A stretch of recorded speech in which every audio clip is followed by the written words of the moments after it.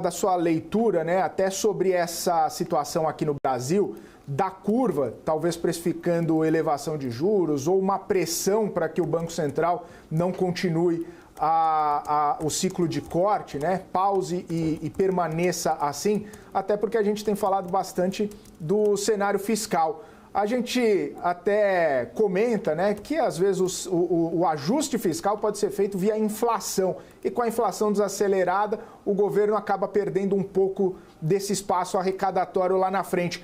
O cenário está complicado para o governo diante dessa iminência, dessa pressão pelo ajuste fiscal?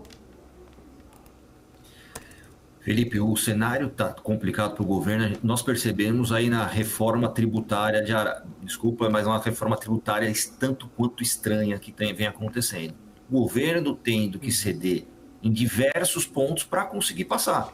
E o que acontece? Governo com caixa vazio, querendo fazer reforma tributária e sem base para conseguir impor alguns pontos que são chaves dentro de uma reforma tributária, acaba tendo que ceder a lobby principalmente ligados à base principalmente tanto da oposição quanto a base de aliados, para conseguir andar com essa reforma dentro do Congresso e do Senado. Então, hoje a gente acaba pagando o preço, efetivamente, da não força que hoje o governo tem dentro do Congresso e do Senado, e também a crise arrecadatória que ele tem hoje é tão grande dentro do fiscal que ele tende a tentar a postergar alguns pontos que acabam não indo para frente. Toda reforma fiscal, eu costumo fazer uma comparação, Felipe. Quando a pessoa está sem dinheiro nenhum no caixa, ele precisa de dinheiro urgente, ele não tem pudor em usar o cheque especial e o cartão de crédito, mesmo sabendo que são linhas de crédito horrorosas que vão acabar com as finanças dele. É muito parecido hoje a situação do governo. Ele acaba ali fazendo concessões para tentar colocar mais recurso em caixa e conseguir andar. O grande ponto é que nós vimos na semana passada aquela mudança de postura do governo, meio tanto quanto repentina, sobre tentar sinalizar algum ponto na ótica de arrecadação, que se você olhar perto do tamanho do buraco que nós temos ali, é muito pouco, né? É basicamente uma tendência só que ele quis colocar no mercado para tirar um pouco de pressão, que nós estamos vendo o dólar bater nos 5,70. Então, hoje o governo vai ter muita dificuldade, principalmente no fiscal. O fiscal ainda vai ser a tônica aí dos próximos meses e do próximo ano, mesmo porque, né, nós temos ali um fogo amigo dentro do próprio governo, basicamente sabotando as tendências que o próprio ministro Haddad tenta fazer nessa ótica de arrecadação.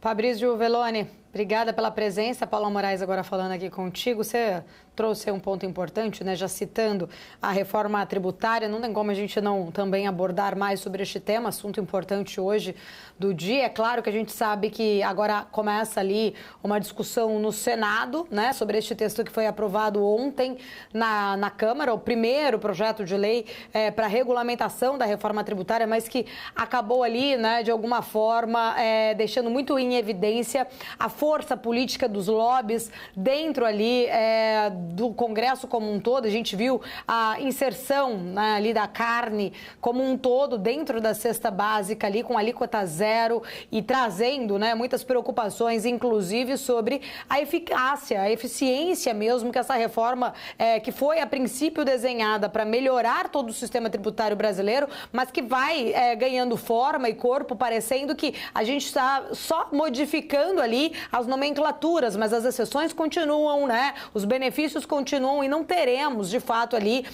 uma reforma ou uma tributação mais justa para todos os setores, que era, vamos dizer assim, talvez o objetivo inicial quando se foi votada a PEC da reforma tributária. Em primeiro lugar, queria entender, de fato, a sua opinião, se você acredita, né, que toda aquela expectativa que se tinha de uma melhora, até mesmo na atividade empresarial brasileira, uma melhora no crescimento do nosso PIB através dessa reforma, ela se se mantém ou não com essas modificações que foram colocadas ontem na Câmara dos Deputados.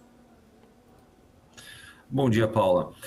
Eu já não esperava algo diferente do que está acontecendo, né? Vamos ser sinceros. Tentar fazer uma reforma tributária com o governo precisando de dinheiro, obviamente a reforma tributária era só para aumentar a arrecadação novamente, visto que o governo não tem uma sinalização clara ou que seja algo relevante para corte de gastos, né? Então, não tem como você fazer diferente, Paula.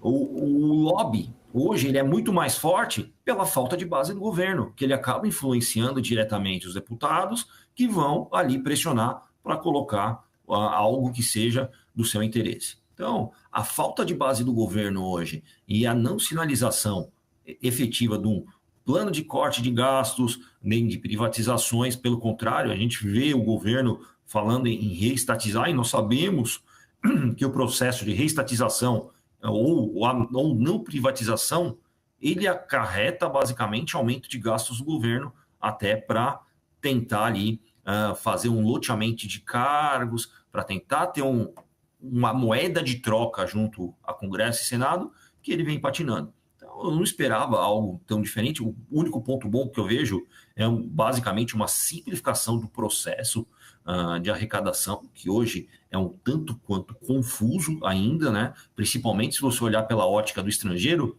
que quer investir no Brasil, não investimento financeiro específico, sim um investimento no setor produtivo, o estrangeiro que quer abrir uma indústria, tudo isso, apesar da não competitividade da alíquota, facilita pela ótica do processo. Mas a tendência ainda é de continuarmos com essa disparidade entre os setores, principalmente ali os setores que têm o lobby muito mais forte dentro do Congresso e do Senado. Que a meia entrada ou